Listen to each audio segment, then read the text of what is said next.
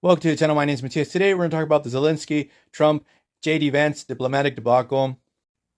I want to give you guys just my very brief impressions of what went down. And like right off the bat, I have to tell you guys, like I'm not an expert in the Ukraine war. I don't know all the details and the comings and goings of a very complex conflict. It's not that I'm going to give you guys my totally ignorant opinion over this subject. Like I've been following the conflict. I understand the geopolitical relevance of Ukraine, and I've always been fascinated with Russian foreign policy.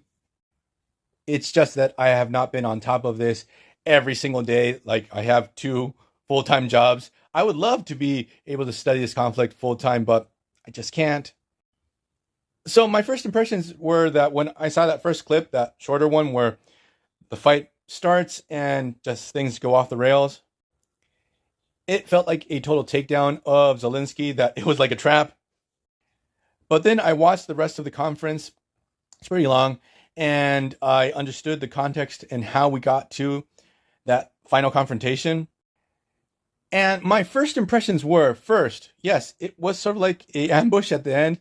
Like JD Vance's political agenda and what he wants just really started to shine through.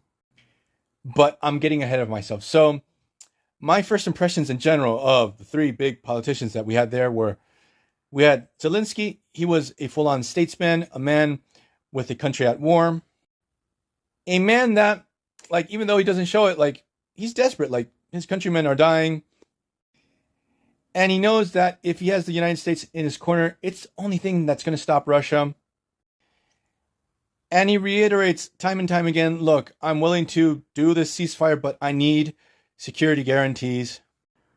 Russia/Putin has broken these ceasefires before. Maybe he overplayed his hand when he got into the idea of reparations for Ukraine. Yes, they're totally logical that he would ask for that, but I didn't think that was the moment to do that.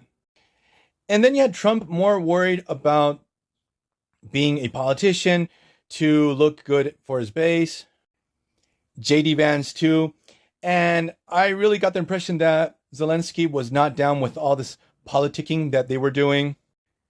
To the point you would see Zelensky having a real hard time controlling his emotions. Like, he was really trying to hold it in. It was actually baffling for me to hear Trump reiterate a couple of times the fact that he was worried about Putin's feelings and that he really took offense to the whole Russiagate thing. And that the United States should be thankful that he didn't go to war over that. Really? Like, the relationship between Trump and Putin, I really don't understand it. I can only speculate what goes on between those two guys. You can go from the fact that possibly Putin has some really sketchy stuff on Trump and he's coercing him that way, all the way to possibly that Trump and Putin just on a personal level just get along, or maybe Trump admires how Putin is a strong man within his country. But it's so weird to see the president of the United States of America being so cautious and careful with the head of state of a country that is an adversary to the United States. Historically, this has always been the case. We got to separate the Russian people. That's a whole nother thing, but we're talking about states themselves.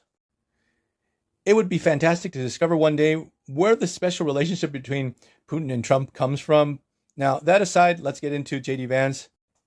JD, when he started to get really aggressive with Zelensky, like, he was taking this political stance that he really wanted to send a message to the base that he's going to be the heir to MAGA after Trump.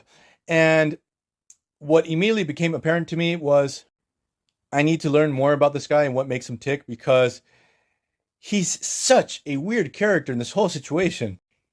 He came off as this guy that was going way too hard to impress his boss. He went above and beyond.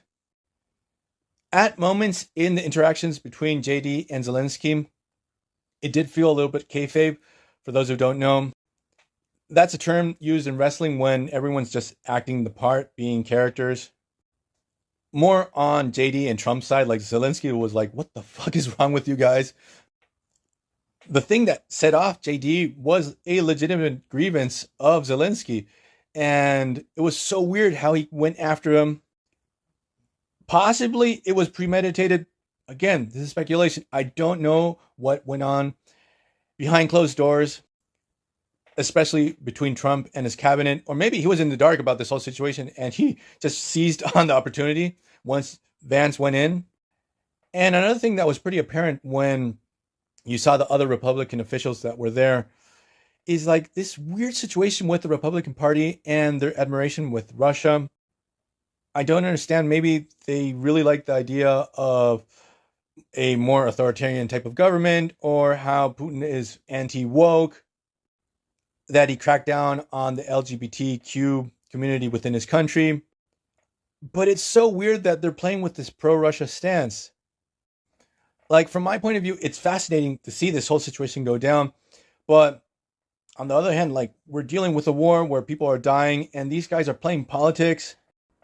You got a statesman with legitimate grievances trying to get their ally to really commit to something. Every single thing that came out of Trump's mouth was maybe yes, maybe no, I don't know, we will see. So I'm going to leave this video here. Let's see where this whole situation takes us. Hopefully for a ceasefire, maybe Europe will step up in this whole situation.